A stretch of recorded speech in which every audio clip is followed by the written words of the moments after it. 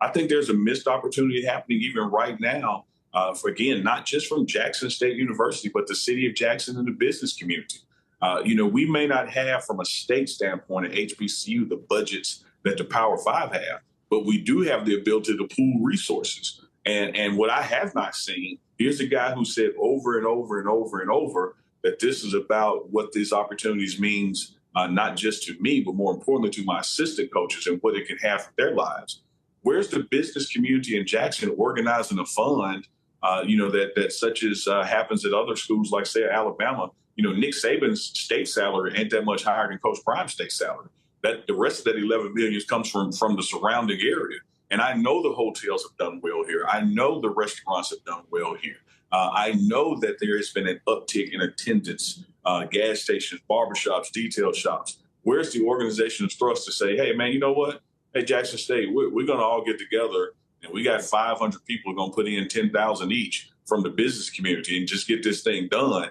Because you have all these rumors out there, Tolly, that Colorado offered this, or once upon a time Georgia Tech or Auburn offered that. I've yet to see what Jackson State is offering. All right, Neely, I want you to do this. I want you to lean to your right, because I want your face closer to the center of the screen when I'm about to ask you now. I want you to get right there. There you go. Are you disappointed in Jackson State's efforts to keep, entice, make things work for Coach Prime in the midst of this courtship that's open to all suitors? When you and I talk, Tolly, I always try to talk from an informed standpoint. And just because I may not have the information does not mean something has not taken place. So I want to be clear about that. But based on the information that I have not seen that kind of effort that would not disappoint me. And let me give you an example, just even going back to last year. Here's a head coach and staff that went undefeated in conference and won a SWAC championship. I don't recall seeing an offer of an extension. I don't recall seeing bonuses for the undefeated conference schedule and going to a bowl game because you won the SWAC championship. Not saying it didn't happen. I'm just saying old Neely didn't see it. Now let's come to this year. We go undefeated in conference. We win the non-conference games. We're now hosting the SWAC championship again. When I put on the internet, I see what Colorado has allegedly said. I see what these other schools have allegedly rumor mill offering. What I fail to see is where's the rumor mill on what Jackson State is offering. And I do think that's a challenge. Now, that's not to say it ain't taking place. That's to say it hadn't reached a level of, like, hey, man, well, Jackson State said this if you'll stay, or Jackson State did that. And so to now answer your question, you can't help but to be disappointed in that. If you're a football fan, you remember when Coach Prime left Atlanta and went to 49ers. I don't remember the Falcons making a big damn effort to keep him. It was like just a foregone conclusion. Well, we can't afford him. He's too talented for us. He's going to go. And I do think that whether, again, I'm putting it on local leadership, business leadership, not just Jackson State administration, I don't think there's been an organized, concerted effort to say, hey, man, you may be looking over there, but let me show you this. And it may pale in comparison dollar-wise to that, but here's the bigger picture and what we would like to do. I've seen coaches in this state, whether it's Mississippi State or Ole Miss, go 7-4 last year. And just to keep them from leaving, they got an extension and a bonus. This guy has gone undefeated 2 seasons in a row. I haven't heard anything about an extension offer or bonuses. That's deep right there, Neely. Yeah, and again, I want to be clear to the fans out there, the listeners. Maybe this happened and I just don't know about it. But I wasn't in meetings with Colorado and I heard about that. I wasn't in meetings with Georgia Tech and I heard about those rumors. But I haven't heard any rumors about where I actually live. So what are we doing to have an olive branch, if you will, say, hey, man, we ain't them. And you came here knowing we ain't them. But we can do a little bit more than what we're doing because we know you love being here. And he has said over and over how much he loves being here.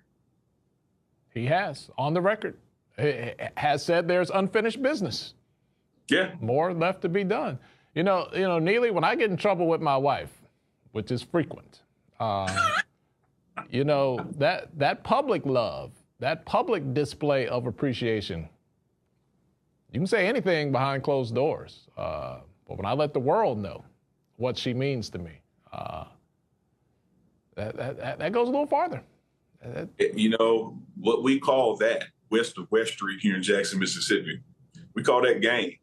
You got to have game. Game don't mean you lying. Game don't mean you running a con. Game just means you appreciate what someone needs to stay where they are. And this guy has said over and over and over again, the emphasis placed on his assistant coaches, the emphasis on some of the internal issues that take place with bureaucracy. Because, you know, you've heard him say countless times, Tolly, that, you know, all fights ain't on the outside, some of them on the inside.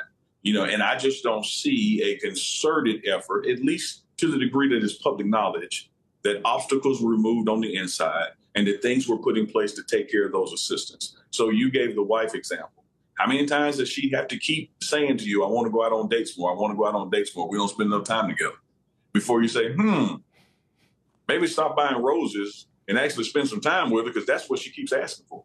This guy keeps asking for, hey, I want to take care of my assistants. Hey, get tired of this bureaucracy and have to do this, that, and the other. Tyler, here we are. I want to double down on it. The second undefeated season in conference, putting yourself in a position to once again have an economic impact because you earned the right to host the championship game. I haven't seen an extension. I haven't seen bonuses. I haven't seen that conversation in the public space, but I have seen it for other people. And I would dare say to you that part of the reason you see it from these other people, much like the analogy you gave about showing your woman love in public, these other people ain't seeing the love in public. Neely, sometimes what's unsaid says a lot. True. True. Yeah, people can be passive. And again, look, you know 8,000 times more than I do. I don't know anything, but I trust your judgment and I trust your level of insight and knowledge. Listen, man, from my opinion, we should be in the streets. Have a damn parade. Do whatever you got to do. And people are like, oh, well, he ain't going to do that. He's just, listen. People have different value with what they bring to the table. You protect the bag. And I don't want to just equate people, oh, you're just money. No. But if your value is such that it takes care, one day somebody is going to write, study, and tabulate the economic impact that this man had in the HBCU space. And I can tell you right now, it is going to, if it's done factually and thoroughly, it's going to destroy your brain cells because I can see it. It's already been done from a tourism standpoint just for Jackson State football attendance. And they put the number somewhere around 30 million just for the football season here in the city limits of Jackson. So what I opined on the pregame show and put it out there was, you go out to eat and you have questionable service and you leave a 10% tip. Why the business community? And again, that's why I'm not just putting it on Jackson State. This guy is in Jackson, Mississippi, Metro Jackson, Mississippi, the state of Mississippi. Why have these entities said, hey, man, we got $30 million in tax revenue that we hadn't gotten before? What would happen if we put 10%, $3 million, back over there to the guy that helped us make it? At this point, Charlie, had you done that last year, this year, you'd be at $6 million. You know, so the money is there. I don't know if there is a lack of intellectual acumen to match effort or a lack of desire. I just know what I'm hearing from these other schools and other opportunities, I'm not hearing here as well. And you said it best, man. You know, maybe it's quiet because we're saying something.